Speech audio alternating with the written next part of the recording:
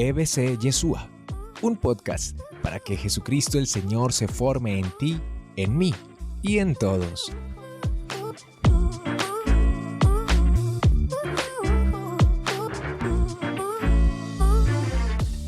Cuando nos acercamos al mundo maravilloso de la Palabra de Dios, las Sagradas Escrituras, van comenzando a surgir una serie de preguntas que para eso estamos precisamente en la escuela bíblica, para iluminar esas situaciones, esos cuestionamientos, esas inquietudes que usted tiene. Uno de ellos es, hombre, ¿por qué mi Biblia es como tan distinta a la de aquel otro?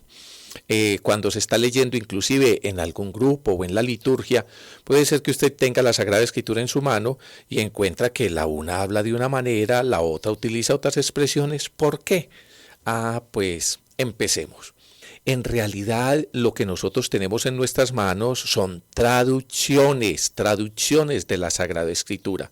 Si usted está leyendo en español, en inglés o en alguna otra lengua, en realidad lo que tiene son traducciones de las Sagradas Escrituras. Los textos originales fueron escritos en lenguas diferentes a la nuestra: el hebreo, el arameo y el griego. Esas son las tres lenguas bíblicas, fundamentalmente el hebreo y el griego.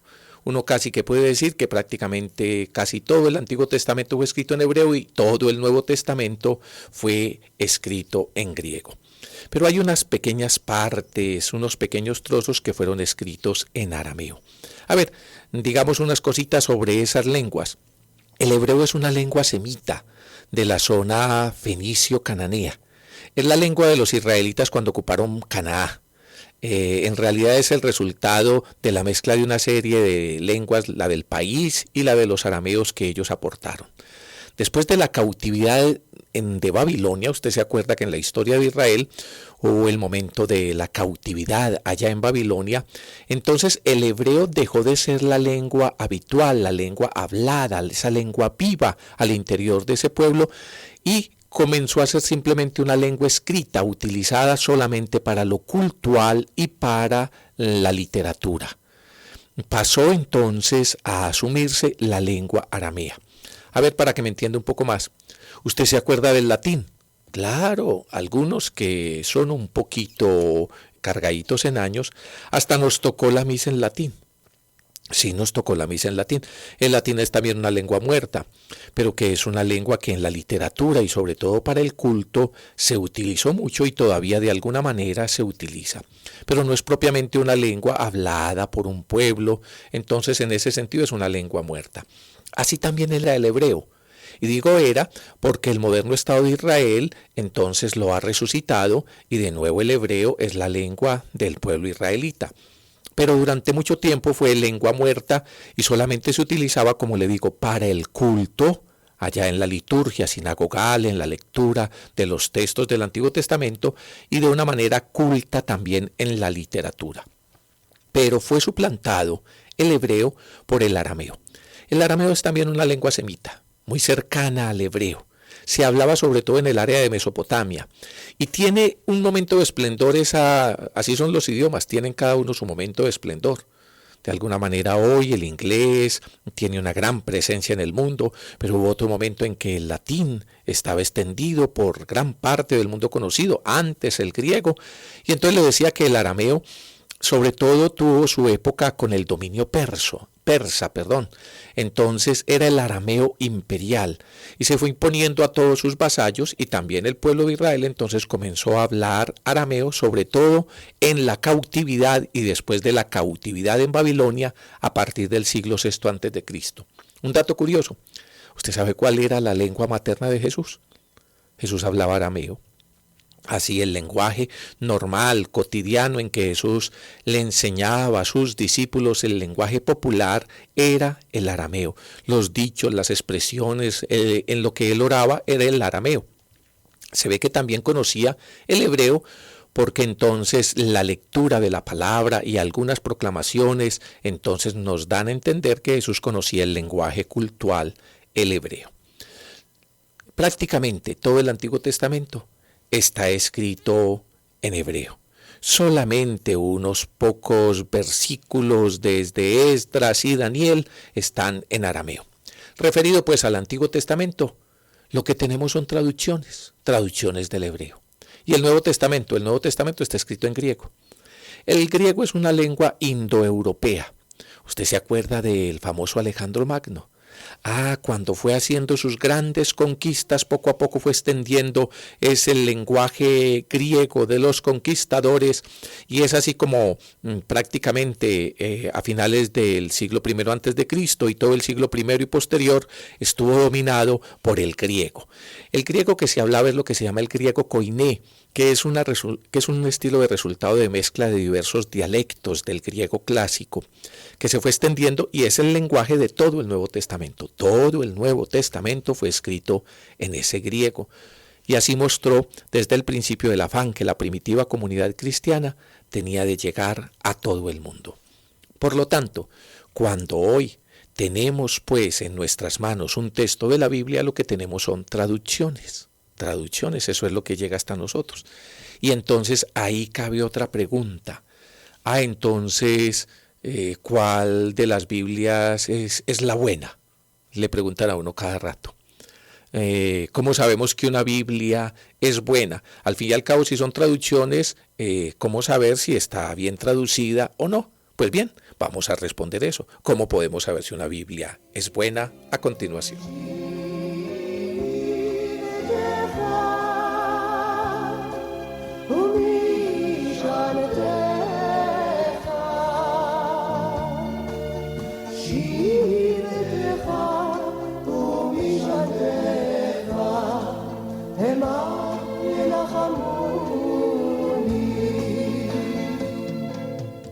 Doña Josefina vino feliz y me decía, ya conseguí una buena Biblia. Sí, ¿verdad? Muéstremela. Claro, mire, esta sí tiene la letra grande, me dijo, es que las otras no las podía ver. Bueno.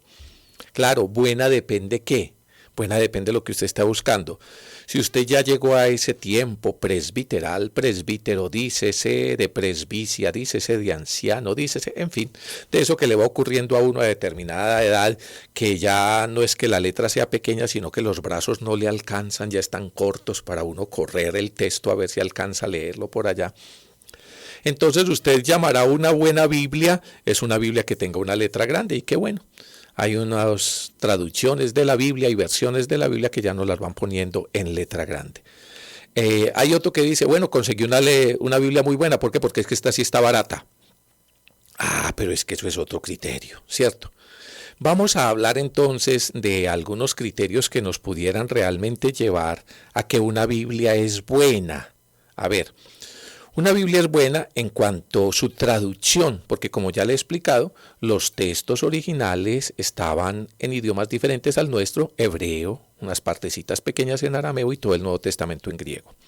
Entonces, si la traducción es fiel, si la traducción tomada de esas lenguas originales es fiel, entonces podemos decir que es una buena traducción. Si no es muy fiel, si las palabras que utiliza de alguna manera no captan el sentido del autor primero, entonces tendríamos que decir que esa traducción de la Biblia, con razón han acuñado aquel dicho, que de alguna manera todo traductor es un traidor. Así, usted sabe que la traducción es a veces más fiel o menos fiel. Ese es un criterio interesante. Pero también en la traducción va de por medio de esto, el vocabulario. Inclusive en nuestro rico español, usted sabe que hay unos términos que se utilizan más en España y aún dentro de nuestros países de América Latina, hay unos términos que son muy propios de determinado país. Una buena traducción ha de cuidar que en los términos que está traduciendo realmente la gente le entienda en esa región. Hay otro criterio, el de las notas. Una buena Biblia trae unas buenas notas a pie de página. Y es muy explicable. Hombre, si la Sagrada Escritura es un texto escrito ya hace más de 2000 años, imagínese. Hay situaciones de la época, de la cultura, de la geografía. Hay situaciones que simplemente para nosotros ya son incomprensibles. son incomprensibles, y que si a pie de página no hay unas buenas notas que aclaran, que nos ponen en contexto sociocultural, entonces uno no va a entender a qué se está refiriendo el autor sagrado. Una buena Biblia ha de tener pues unas buenas anotaciones. Además, unas ayudas interpretativas, por ejemplo, unos mapas. Los mapas nos ayudan a saber en qué contexto geográfico y en qué cuestión cultural se desarrollaba, cómo estaba la división de los países en aquel entonces. También, además de los mapas, una buena cronología. Generalmente una buena Biblia tiene una sinopsis cronológica, una visión cronológica que nos permite comparar con lo que ocurría en otras partes del mundo en esa misma época. Por ejemplo, lo más conocido de la época que pasaba en Grecia o que pasaba en Egipto, en una época mucho más anterior, o que pasaba en Babilonia o que pasaba en el Nuevo Testamento en relación al Imperio Romano. Todo ese tipo de cosas son las que ayudan a que una Biblia sea buena. Entonces, ¿la Biblia que yo tendré sí será buena o no? Pues ojalá tenga buenas de estas cosas que yo le digo. En realidad, hoy, gracias a Dios y a la difusión que en la iglesia y muchos otros hermanos separados hacen de difundir las Sagradas Escrituras, cada vez tenemos mejor acceso a la palabra del Señor. Y en términos generales, las Biblias que circulan en nuestro medio son buenas. Pero tenga en cuenta esas anotaciones que le acabo de decir. Todavía queda una preguntita, pero esa la voy a trabajar en el próximo programa. ¿Oíste? Y entonces hay diferencia entre la Biblia católica y las Biblias protestantes. Ese va a ser el tema del próximo programa. Pero antes le quiero dar otros elementos para que vaya respondiendo a las inquietudes cuando usted se acerca a la Biblia. Entonces ya encontró que las diferencias que hay muchas veces de un texto a otro de la Sagrada Escritura son las diferencias que han marcado las traducciones. Simplemente están utilizando sinónimos o de acuerdo al criterio del traductor, entonces nos llevará a esas diferencias que aparecen. Hay traducciones famosas. Yo quiero hacer mención de la traducción que llamamos de los 70. La traducción de los 70 fue una traducción hecha al griego de los libros del Antiguo Testamento que estaban escritos en hebreo. El pueblo de Israel se esforzó desde el principio en permitir que los creyentes escucharan la palabra de Dios en su propia lengua. Aun cuando había sido escritos en hebreo, ya muchos de los judíos que estaban dispersos, de ahí viene la expresión lo de la diáspora, que ya sus familias, bien sea por las deportaciones o por buscar posibilidades económicas o por distintos motivos, habían crecido en sitios diferentes.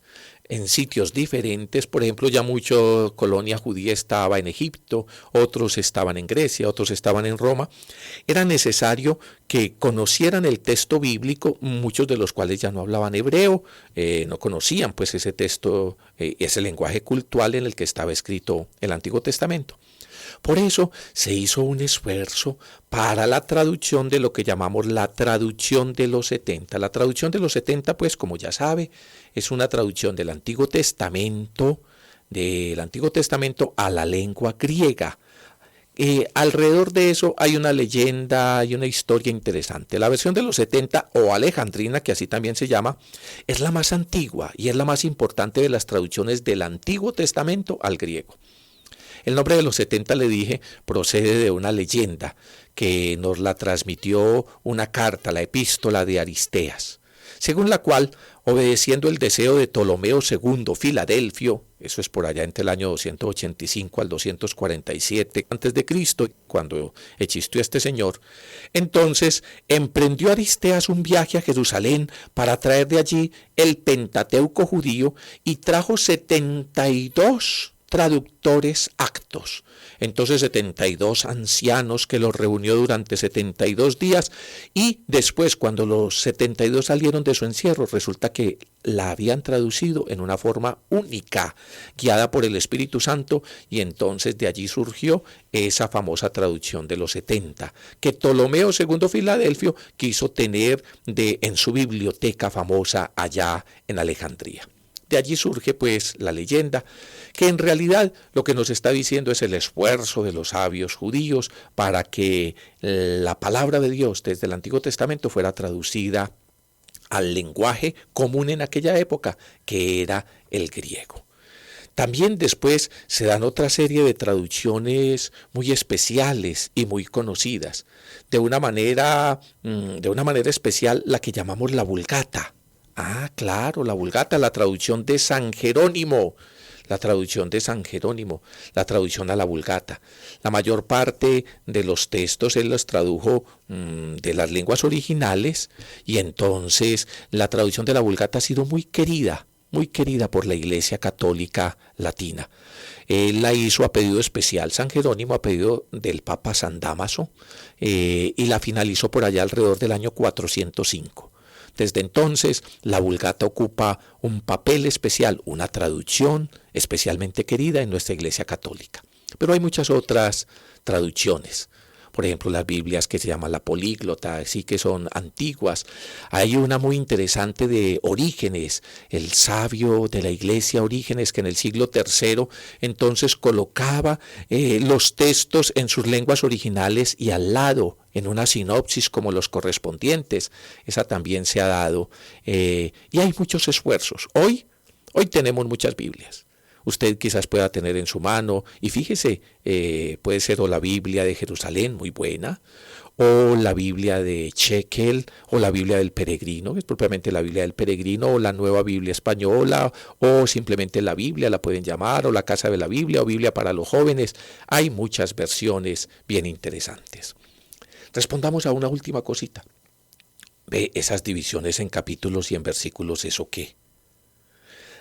Ya desde la antigüedad se fueron haciendo esfuerzos para dividir un poco la Sagrada Escritura, porque como son tantos libros, ya le dije la división primera, Antiguo y Nuevo Testamento, pero dentro de los mismos libros eso era una chorrera, tal cual como cuando usted hoy se acerca a cualquier otro libro.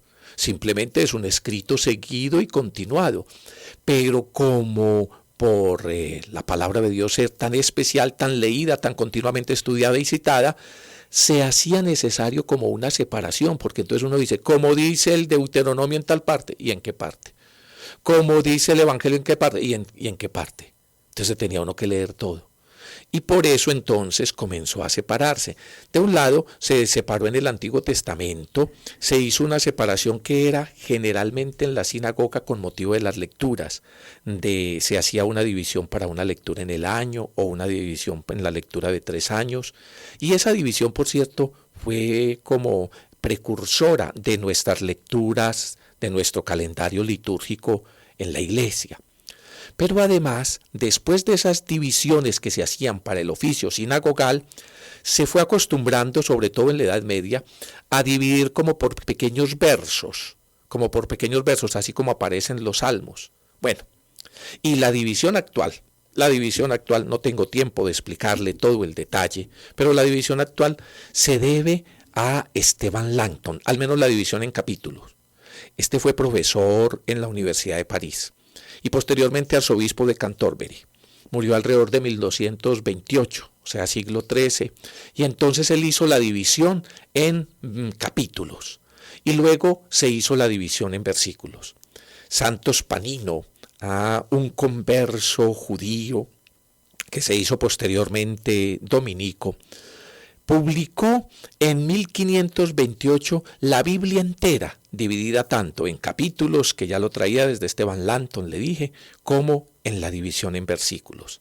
Y posteriormente eso fue afinado un poco más por Roberto Stephanus, que llaman en 1555. Lo cierto, lo que le quiero hacer caer en cuenta, es que la división en capítulos y en versículos es una división posterior, no es una división del propio autor, que simplemente nos sirve de manera práctica para que ubiquemos un texto al interior de las Sagradas Escrituras y como que no nos perdamos en todos esos textos tan largos.